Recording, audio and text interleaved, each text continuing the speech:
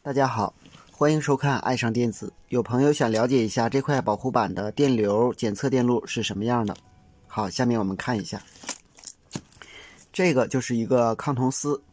这两端就是它的电流检测端子，通过这两端接到了我们这个端子的三角和四角，通过三角和四角输出到了我们这块板上。这块板的三角接这个电阻，四角接这个电阻，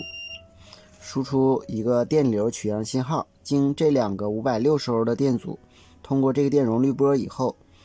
接到了这个运放上。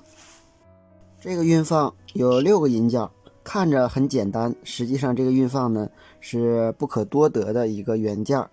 现在我们卖个关子，我们先不说它的型号，首先我们测量它的引脚功能。首先这一端呢是接到它的四角上，这一端呢接到它的五角上，它的六角是输出，六角输出呢接到这个位置，通过这个电阻，然后通过这个电容滤波以后加到了这个 MCU 的 ADC 端子。另外呢，通过这个电阻，然后通过这个电阻对地分压以后接到了 MCU 的这个引脚。也就是说 MCU 检测这个运放这个位置的电压是通过 ADC 电路检测之后呢，一个引脚是进行保护的，也就是过流保护，一个引脚呢是检测它的电流高低的，从而做出相应的控制。接着看这个运放的一角呢，通过电容滤波以后直接接到了 MCU 的一个引脚上。这个运放的一角呢可以接地，也可以设置为接供电。在这里呢，它是通过 MCU 来控制的，它的引脚呢就是基准电压引脚。接下来呢，我们这个引脚呢就是芯片的 D，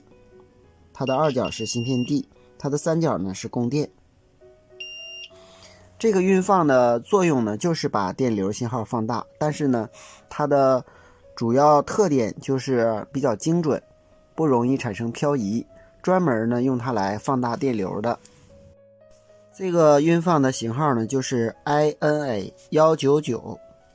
它是一个单运放，但是呢它输出的电流漂移很小，一般是150微安，所以呢这个得到了一个非常普遍的应用。但是呢它是一个6角的芯片，一般5角的比较多。这端就是负闭端，电池负极，这端就是输出端。那么通过检测这两端的压降以后进行差分输入，通过运放放大以后输出，然后加到 MCU。 另外呢这个 REF 引脚就是基准电压引脚，是通过 MCU 来控制的。好，今天咱们就到这里，谢谢大家，再见。